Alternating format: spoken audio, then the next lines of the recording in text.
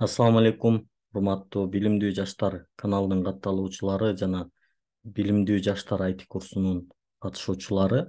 Биз кийинки этаптагы тапшырмабызды улантабыз. Бул ушул Telegram каналга келген форманы толтуруу менен болмокчу. Аны кандай кылып толтурабыз?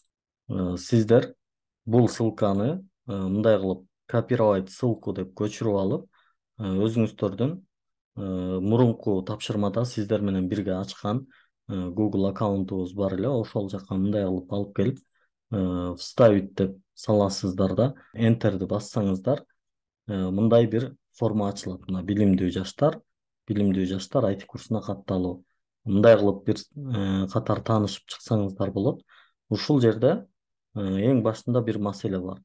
Бул жерде мынакей аккаунт жазылып турат мындай деп. Эгерде сиздин аккаунт азыр мына меники бул жерде туура эмес турат. Мурунку сабакта сиздер менен башка бир аккаунт ачканбыз. Ошол аккаунтка өткөрүш үчүн сменить аккаунт дегенди басабыз.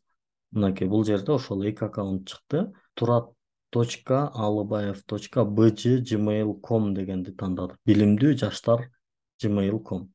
Автосохранение данных деп окей деп коебуз. Эми гана бул жака жооп берип баштайбыз. Бул жерге ушул жерде турган аккаунтуңузду жазасыз. Турат Алыбаев билимдүү жаштар gmail.com. Андан кийин аты жөнүңүздү жазасыз. Аты жөнүңүздү кыргызча эле жаза берсеңиз болот. Сөзсүз түрдө толук жазыңыз. Жашыңызды жазыңыз. Ошол максималдуу жаш бул жерде 35 жаш. 17 жаштан 35 жашка чейинки жашыңызды жазсаңыз болот. Мен 35 деп жазып атам.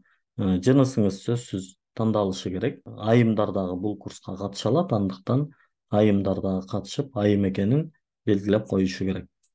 Туулган жериңиз, мисалы мен Нарында туулгам, учурда жашап жаткан жерим Бишкек же болбосо Ош. Мисалы сиз Баткенде туулгансыз, бирок Ошто жашап жатасыз, же болбосо Ысык көлдө туулгансыз, азыр Чүйдө жашап жатасыз, же Москвадасыз дегендей, азыркы учурда жашап жаткан жериңизди дагы жазсаңыз жакшы болот. Анан толук адрести жазыштын кереги жок. Облус болсо жетиштүү болот. Нарын облусу, анан Бишкек шаары же болбосо Москва шаары дегендей эле.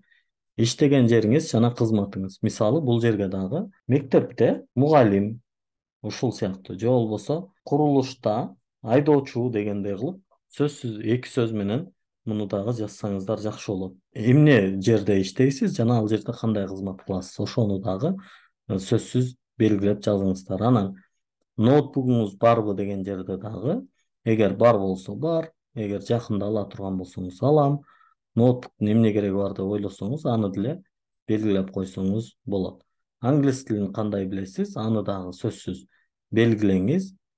Билсеңиз кандай деңгээлде билесиз, аны дагы бул жакка ошол абдан жакшы деңгээлде сүйлөшө алам, сүйлөшө албайм дегендей бул жерде дагы белгиленген. Анан акыркы жери бар, бул жерде ошол 10 сүйлөмдөн ашырбай эмне үчүн айтини окугуңуз келип жатат, сиз үчүн мунун кандай мааниси бар, ошону жакшынакай кылып бир 10 сүйлөмдөн ашырбай жазып берсеңиз абдан жакшы болот. Мисалы, мен айтини мындай себептер менен окуп жатам дегендей кылып, бул ушул сыяктуу бир 10 сүйлөмдөн ашпаса жакшы болот. Өтө бир узун жумук жазуунун кажети жок. Андан кийин бул жерге келесиз да, отправить дегенди бассаңыз болду, ошону менен бүтөт.